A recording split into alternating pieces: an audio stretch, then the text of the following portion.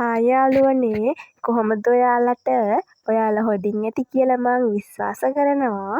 ඉතින් ලංකාවේ රස හොයාගෙන යන රස ලංකා YouTube channel එකට ඔයාලව සාදරයෙන් පිළිගන්නවා.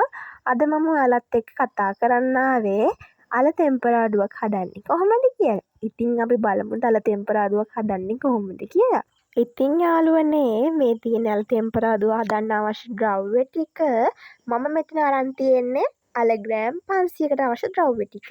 හරි යාළුවනේ අපි වැඩි කතා නැතුව යන්නේ නේද කොහොමද මේ අල තෙම්පරාදු එක හදන්නේ කියලා බලන්න. මේ තියෙන්නේ මන් තම්බ ගත්ත අල ග්‍රෑම් 500. ඔයාලා හොඳින් මතක තියාගන්න ඕන කාරණාවක් තියෙනවා. ඒ තමා මේ අල තැම්බෙද්දි ඔයාලා ලුණු දාලා තම්බ ගන්න. ඒ වගේම ගොඩක් අල බෙරි වෙන්න දෙන්න එපා. සාමාන්‍ය ගානට තම්බ ගන්න. ඊළඟට අපි කරන්න ඕනේ මේ වගේ භාජනයක් ලිපේ තියාගන්න ඕනේ. ලිපේ තියලා ලිප ඔන් කරන්න ඕනේ. මං ඔයාලට එක දෙයක් කියන්නම්. ඔයාලා භාජනයක් තෝරගනිද්දී මැටි භාජනයක් තෝරගන්න. මොකද මැටි භාජනයේ කෑම හදපුවාම සුවඳයි. ඒ වගේම රසවත්. ඔයාලට පුළුවන් අවස්ථාවක් තියෙනවා නම් ඒ දේ කරගන්න. ඊළඟට අපි කරන්න ඕනේ මේ ගත්ත අපි භාජනයට තෙල් ස්වල්පයක්. එහෙම නැත්නම් තෙල් හැටි මේ තෙල් මේස හැටි 4ක් දාගන්න. චුට්ටක් කරදුනා එකට සමා වෙන්න ඉතින්.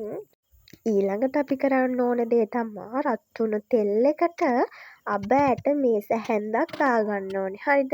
මේස හැන්දක් දාගෙන හොඳින් අපි ඒක තෙල් එකට දාලා ඔය මං කරනවා වගේ හැන්දෙන් හොඳට පොඩි කරගන්න ඕනේ. ඊට පස්සේ හැන්දෙන් හොඳට පොඩි කරගෙන හැන්දෙන් හොඳ ටිප් එකක්. හරිද?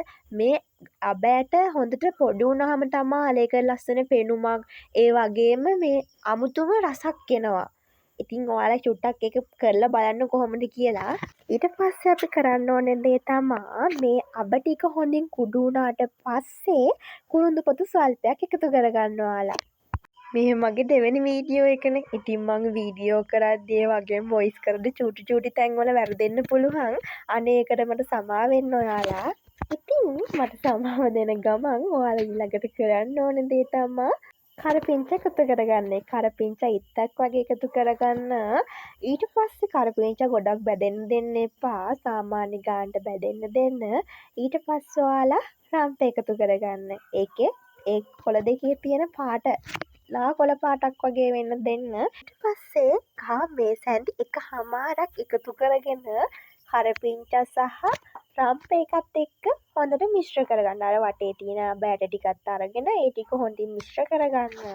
මිශ්‍ර කරගත්තට පස්සේ අපි කලින් තම්බගෙන තිබ්බ අල ටික මේ භාජනයට දාගෙන රම්පේ කරපිංචා අබ තියෙන්නේ ඒකත් එක්ක හොඳින් මිශ්‍ර කරගන්න. මම දැන් ඔයාලට පෙන්නන විදිහට ඒ ටික කියන්නේ අල ටික කෑලි කුඩු වෙන නොවෙන්න ඔයාලා හොඳින් මිශ්‍ර කරගන්න මේක. හරිද? ඊට පස්සේ අපි හොඳින් මිශ්‍ර කරගත්තට පස්සේ දැන් ඔය මම හැන්ඩෙන් අල ටික එහාට කරනවනේ. ඒ විදිහටම ඔයාලත් කරගන්න. අල ටික චුට්ටක් එහෙට කරලා අපි කලින් ලෑස්ති කරන් හිටපු අම්මිරිස් කලල් දෙකක් තියෙනවනේ. ඒ අම්මිරිස් කලල් දෙක මේකට එකතු කරන්න. එකතු කරලා ඒ වගේම අපි කලින් කපාගත්ත ලූණු ගෙඩි 3 තියෙනවනේ.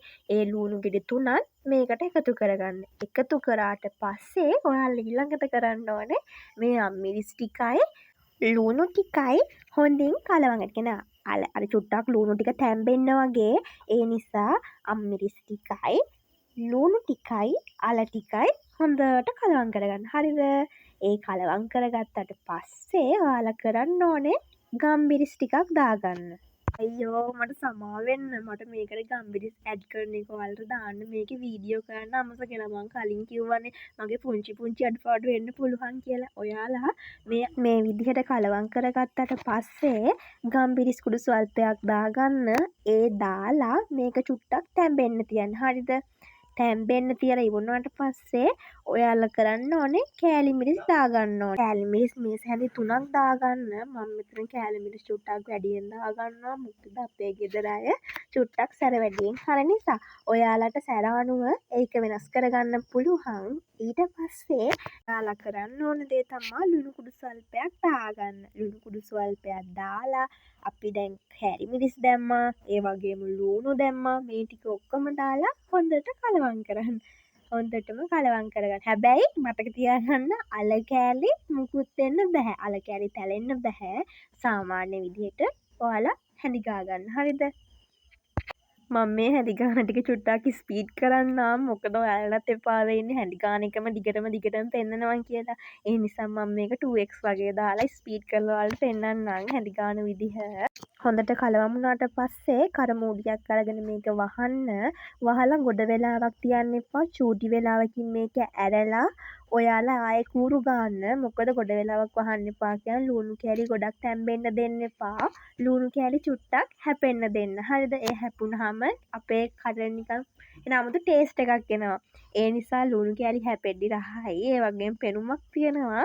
ඔයාලා චුට්ටක් ඒක චුට්ටක් අත්හදා බලන්න. ගොඩක් ලුණු තැම්බෙනවට වඩා ලුණු චුට්ටක් අර කෑලි හැපෙද්දි රහයිනේ. එහෙම කරලා try කරලා බලන්න. හරිද? එන්නේ අපි අද හදපු අල තෙම්පරාදුව. ඔයාලත් අර මං කියපු විදියට හදලා බලලා රස කොහොමද කියලා පහලින් කමෙන්ට් එකක් දාන්න. අමතක නොකර subscribe කරලා මට පොඩි උදව්වකුත් කරලා share පාරකුත් දාන්න ඔයාගේ යාළුවන්ටත් බලන්න. රස ලංකා YouTube එකෙන් ගෙනාපු දෙවෙනි වීඩියෝ එක අදට අවසానයි. ඊළඟ වීඩියෝ එකත් ඉක්මනට මම ඔයාලට අරන් එන්නම්. එතකන් ඔයාලා පරිස්සමට ඉන්න.